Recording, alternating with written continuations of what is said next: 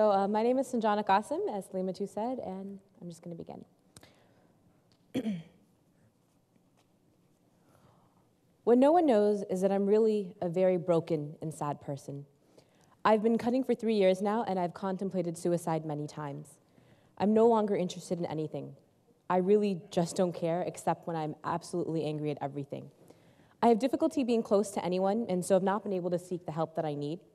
My parents found out that I cut last year, and they simply told me to stop, but didn't follow up. I'm so very alone. I really hate myself, and I don't know how I can get out of this hellhole. The thing is, I don't necessarily want to stop cutting either. A lot of the times it makes me feel as though I deserve it, and as though it keeps me alive. It helps me feel when I've gotten beyond the point of caring about anything. When I'm numb, it makes me feel, and when I feel too much, it makes me numb. I don't know how to cope with anything outside of it, and that makes me feel so weak and worthless. When I look at all the scars I've given myself, I just want to hurt myself again. This is an excerpt from a Dear Fatima post on the website NYF Online. Assalamu alaikum everyone, as I said, my name is Sanjana Quasem, and I'm here today to talk to you about an effort that I'm involved with called the Noor Youth Forum. In March 2012, the Noor Youth Forum launched NYF Online, an online platform for Muslim American youth to address their mental, emotional, and social well-being. I hope to speak to you today about the work that NYF Online does and what motivated me to support this effort. But before I give you my spiel on NYF Online, I want to take a few steps back, actually, and share some stories.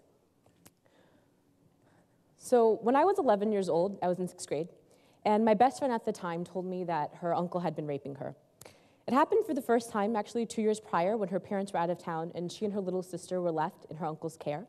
And since then, he repeatedly had raped her every time she was in his care. I asked her if she'd ever told her parents, and she hadn't.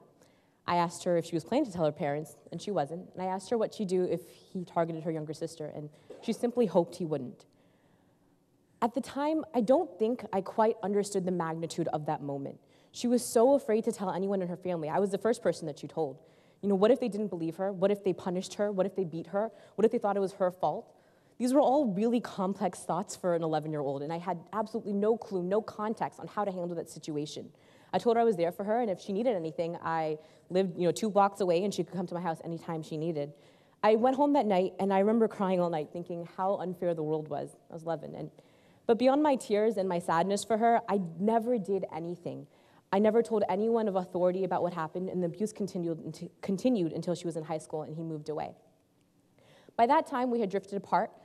She made some wrong choices years before, and as much as we tried to remain friends, it was clear that our interests were too diverging, so it just wasn't happening. But while she's no longer in my life, her story has stayed with me forever. And I always wondered if I had done something, if I had some guidance on how I should have handled that situation, maybe things would have turned out differently for her.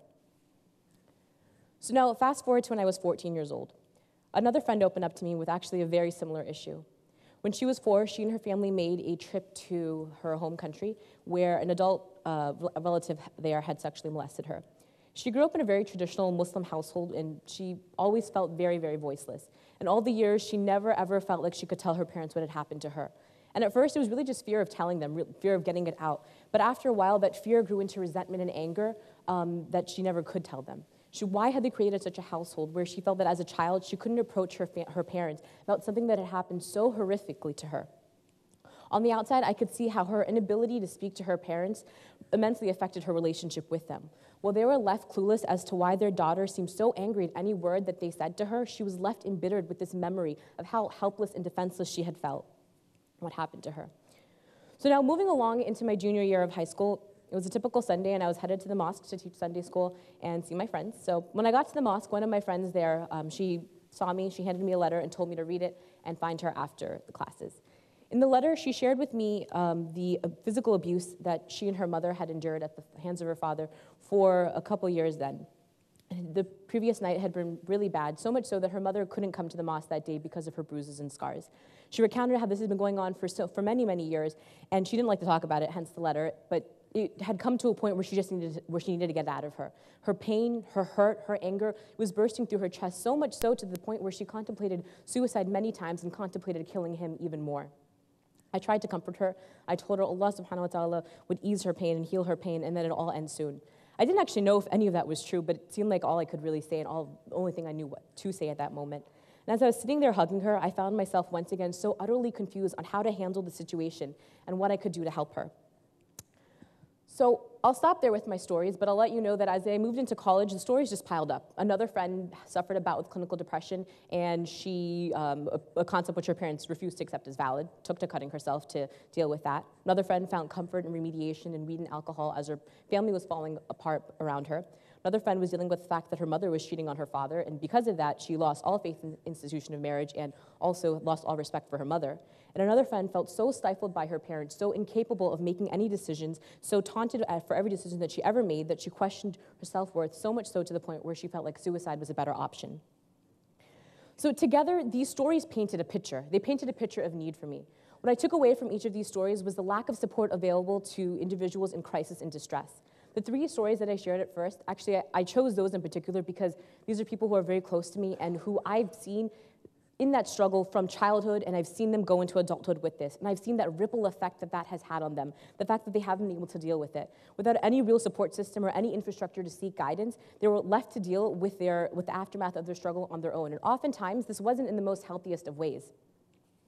So I also found that not only is our community ill-equipped to handle such issues, but with it comes a lack of awareness and understanding of the existence that these issues are there even. Sexual abuse never happens in the Muslim community because that's just haram. Depression, it's not even real. Just read the Quran, make dua, sadness will go away. And, if you're still sad, that means maybe you're just not a good Muslim and you need to kind of work on that. That's the message that I heard time and time again growing up and actually even now. I remember when we started with this effort, someone even asked me, I thought this was like a Muslim thing. What's this whole depression thing? I kid you not. So after I graduated college, I joined the Noor Youth Forum because I wanted to raise awareness about social issues that affect mental health within the Muslim community. I wanted to make services like counseling more accessible to the Muslim community. So NYF, the Noor Youth Forum, we created NYF Online. This was the first step in that direction. NYF Online is an online platform for Muslim American youth to address their mental, emotional, social health, as I mentioned. And we tried to do this by creating a judgment and stigma-free zone where Muslim youth can participate in some of our services. The 2 main features of this site are Dear Fatima and Personal Reflections. Personal Reflections is more of like a story sharing space where individuals who are going through an issue can share their story, talk about what the issues that they've been going through, and for some, that could be cathartic to write it and to kind of get it out of them. For others, reading the story, it can be a source of strength to hear that they're not alone. If you're going through a situation similar to a story that you're reading, it's solace and comforting to know that you're not alone in what you're going through and that somebody else is going through exactly what you're going through. So these are the two, and inshallah, in the future, we're hoping to expand. We are hoping to do online chat. We're hoping to do technical assistance to community organizations. So we have a lot of hopes, but right now, these are what we're doing. So with all that said, why am I here today? It's actually not just to talk about NYF Online, though I do encourage you to check out that site, www.nyfonline.org, and go through the post. It's some really great things, and everything that we have there has actually been 100% submitted by users, so none of that's been created. But I'm actually here to ask you a question. What do you see missing? As Muslims, we know that nothing is coincidence. Rather, everything has been perfectly calculated by Allah subhanahu wa ta'ala, and everything that's happened to you has happened for a purpose. So looking at everything that's happened to you and looking at where your passions and your talents lie, ask yourself, what's missing? If you have an idea or you see an unmet need, don't let it sit there, grow it, do something about it. Be proactive and harness everything you have in your disposal, your life experiences, your talents, your skills, your passion, everything you have, and just go for it. Everything that God has given you, and start somewhere. Even if you feel overwhelmed, if you're scared, if you think you're going to, for lack of a better word, if you think you're going to suck at it, just go with it. I can't tell you how many failed operational and business plans we had with NYF and how many mock-ups of the website we threw away. It's kind of funny because it's a lot of them.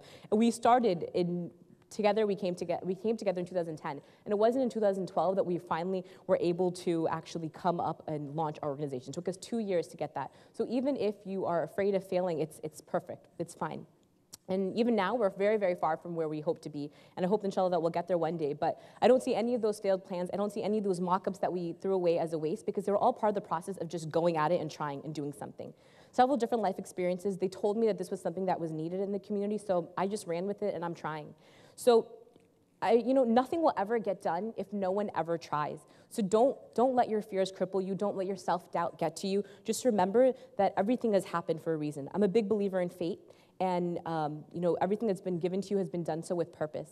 So just keep that in mind, and as I'll end, I'll ask you once again and leave you with this question: what's missing and what can you do about it? Thank you for your time. Jazakallah khair.